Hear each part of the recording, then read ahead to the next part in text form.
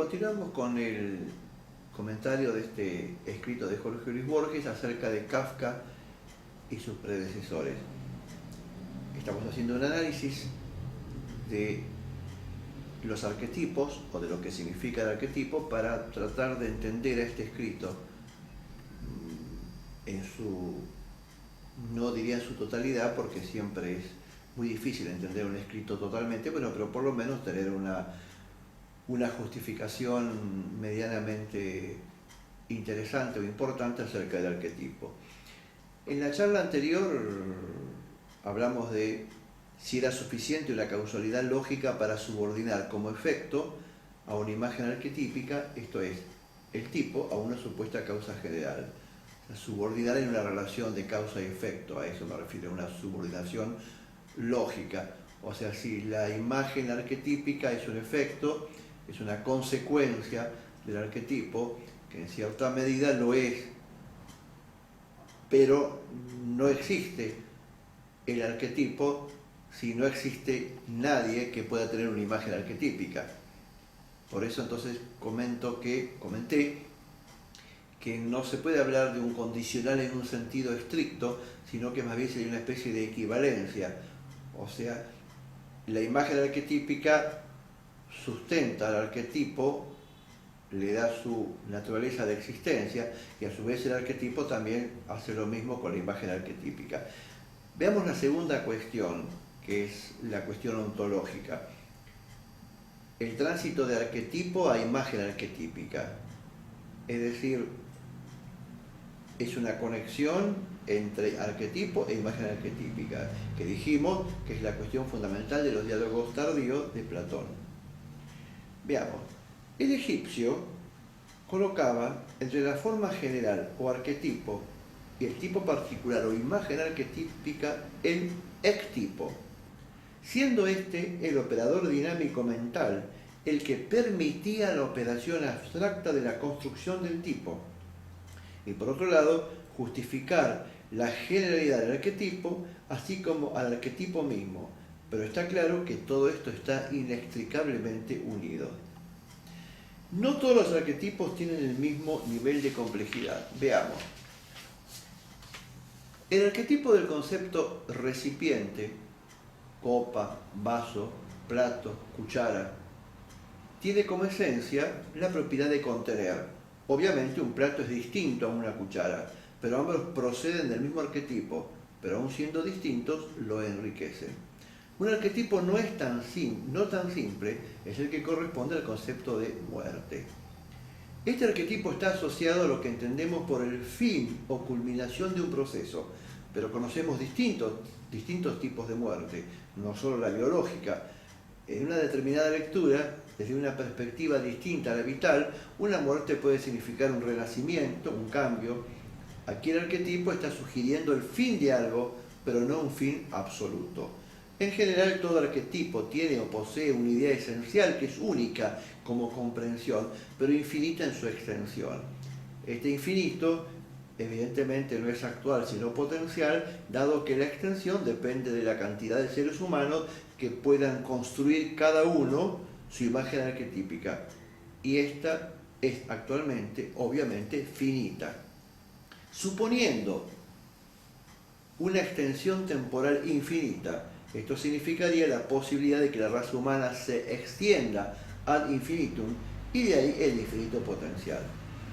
Pero también surge de lo anterior que la extensión de una imagen arquetípica es mayor cuanto lo sea la complejidad del arquetipo que la sustenta, mas en ambos casos el infinito es, matemáticamente lo denominamos un infinito numerable, ya que depende del número de seres existentes, suponiendo que este número pueda extenderse hacia el infinito, en un tiempo también supuestamente infinito. Veamos ahora la tercera cuestión. Es esta, creo, la más importante de las tres en cuanto a lo que plantea Borges en su escrito. ¿Es difícil o imposible separar las ideas en cuanto a una dependencia temporal? Me refiero a que una simple causalidad o secuencia lógico-temporal no justifica la idea del arquetipo como algo cerrado, total y absoluto. Es el hombre el principal protagonista en esta construcción. Y si bien esta construcción no modifica la esencia del arquetipo, la extensión a través de cada individuo lo enriquece y así el arquetipo va de alguna manera haciéndose más sólido, tanto en su concepción general como en la validez que le da a cada individuo con su imagen arquetípica. En la terna arquetipo, imagen arquetípica y ectipo, siendo este último como construcción dinámica el que permite la terna como un todo indisoluble, cada elemento es obviamente imprescindible y como es imposible asignar un orden prioritario o causal entre ellos, resultan de una manera extraña dependientes e independientes del tiempo y así en definitiva el planteo de Borges es válido. Un comentario final. Entiendo que la idea fundamental de este escrito apunta a tratar de inferir el sustento esencial del pensamiento de Kafka. Sugiero la siguiente explicación. Tanto las aporías de Zenón de Elia como la difícil interpretación de la teoría de la relatividad, como los dilemas que presenta la mecánica cuántica, corresponden a las cualidades inherentes del ser humano con respecto a los a priori kantianos. Separar el tiempo y el espacio siempre nos producirá perplejidad, tanto en una regresión ad infinitum como un avance para recorrer un posible espacio infinito, o sea, la paradoja del movimiento. En definitiva, nuestra necesidad de aprehender el mundo a través de la geometría euclidia, consecuencia esta del a priori externo espacio y del a priori interno tiempo, nos permite o nos obliga al dilema citado. Tanto Platón como Jung propugnan el arquetipo para justificar nuestra decodificación de la realidad. Kafka en sus escritos expone su imagen arquetípica. En verdad, el arquetipo movimiento es separado de nuestra percepción por los a priori espacio y tiempo, y esta decodificación de la realidad, formalizada en términos físicos matemáticos lógicos, nos conduce, a través de Zenón de Elia, a una perplejidad que lleva más de 20 siglos de historia y que luego Jorge Luis Borges, con singular maestría y unido a Kafka, la eleva a la condición de arquetipo. Un comentario a nivel personal. No puedo dejar de comparar, y estoy hablando en términos psicológicos, el sentimiento de Kafka con el de Pascal. Ambos, sin lugar a duda, platónicos en su esencia, pero distintos en su reacción humana. El primero, aceptando, claro está, este orden del universo, se siente fuera del mismo, me refiero a Kafka. Es decir, no existe en este universo ordenado su lugar. Y como respuesta a esto resultan dos sentimientos encontrados, y ambos lo suficientemente fuertes como para ser el leitmotiv de sus escritos. Siempre hablando de Kafka.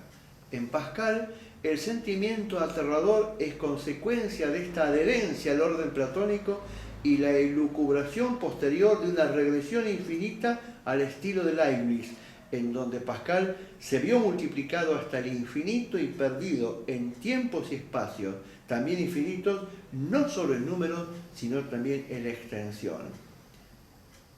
Vamos a volver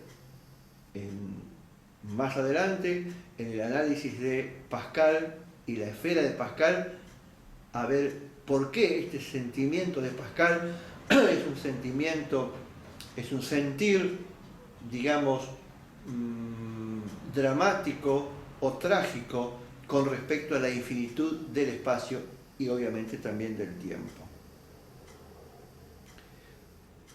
Otro ensayo fuertemente asociado a la idea del arquetipo es el hermoso e inquietante El sueño de Coleridge. Veamos de qué se trata este escrito. La pregunta inquietante a nivel metafísico es: ¿qué conexión existe entre sueño y arquetipo? En primer lugar, debemos aceptar que de alguna manera, y así lo dicen algunos estudios neurológicos de nuestro cerebro, nuestro hemisferio izquierdo es el que se ocupa mayormente de los procesos lógicos, mientras que el derecho, de naturaleza holística, es, en cierta medida, independiente de esa lógica. Suponiendo esto verdadero, entendemos, con Kafka, recordar su obra El Proceso, que en nuestros sueños priva el hemisferio derecho, en donde la lógica en los mismos está prácticamente ausente. Creo necesario entrar en la idea de Chesterton con respecto a la naturaleza de los sueños, ya que Borges se empeñó en comentarla en reiteradas oportunidades. Así como nuestra vigilia, nuestra psiquis y biología reaccionan acorde a las circunstancias externas, en los sueños es a la inversa. Nuestros estados psíquicos y o una supuesta alteración a nivel fisiológico determinan las imágenes que producimos. Lo explico de una manera más sencilla. Si, por ejemplo, golpean la puerta de nuestra casa, abrimos y nos asaltan o quieren matarnos, o se produce una situación, digamos, medianamente dramática, es decir, nuestro sistema biológico se altera y nuestro cuerpo responde en cuestión. O sea, nuestra alteración fisiológica es consecuencia de lo que produce, de lo que denominamos realidad, que está fuera de nosotros. En un sueño es a la inversa, dice Borges. Soñamos, digamos, algo que nos produce una taquicardia, o nos levantamos o nos despertamos de golpe y sentimos que el sueño nos produjo la taquicardia y deducimos en consecuencia que la taquicardia es un producto del sueño y el sueño fue una pesadilla. No es así, dice Chesterton, también lo dijo Coleridge, es a la inversa. Nos hemos acostado con una alteración biológica y el sueño es una consecuencia de esa alteración. Es decir, esa es la diferencia entre la realidad y nuestros sueños y lo que nos sucede a nosotros a nivel fisiológico o a nivel biológico. Debe también destacarse que nuestra lógica no funciona de la misma manera que en la vigilia. Creo que peor aún, no funciona casi en absoluto. Sin embargo, este precio que se paga devuelve a cambio otro tipo de percepción holística, atemporal y espacial. No quiero insistir en la diferenciación de los hemisferios cerebrales. La ciencia se encarga de alguna manera de explicar estas diferencias que sin lugar a dudas completan nuestra percepción en la interacción con la supuesta realidad. En el escrito anterior se hizo notoria la dificultad de explicar en términos lógicos la idea de arquetipo, de donde la cuestión es, ¿dónde radica el concepto de arquetipo?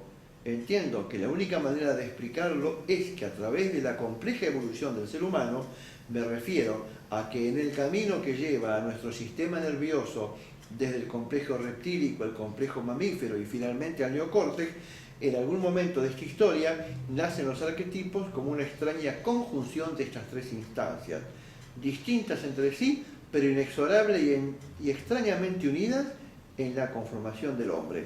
La cuestión que sigue es de naturaleza metafísica. Todos los arquetipos están de alguna manera ya implícitos en nuestra cualidad de hombre, ¿o será este concepto del ser humano susceptible de variar en términos de evolución y crear así nuevos arquetipos? Y aún, sin una supuesta alteración de nuestro actual sistema nervioso, ¿podremos incorporar nuevos arquetipos? De lo anterior se puede inferir que no es tarea de la razón sola explicar el arquetipo, sino de la totalidad de la conciencia de la que dispone el ser humano, el self de Jung. Y esta totalidad de la conciencia necesita más, mucho más que la razón para generar un arquetipo. En definitiva, el soñar o un sueño nos puede dar la clave como para poder entrar, no de una manera simple, en un nuevo o distinto arquetipo. Y sin lugar a dudas, esta es la idea principal de Borges en este relato. Que quede claro que una simple síntesis de este comentario no agota de ninguna manera la belleza del escrito, solo trato de extraer del mismo una serie de interrogantes asociados al concepto de arquetipo.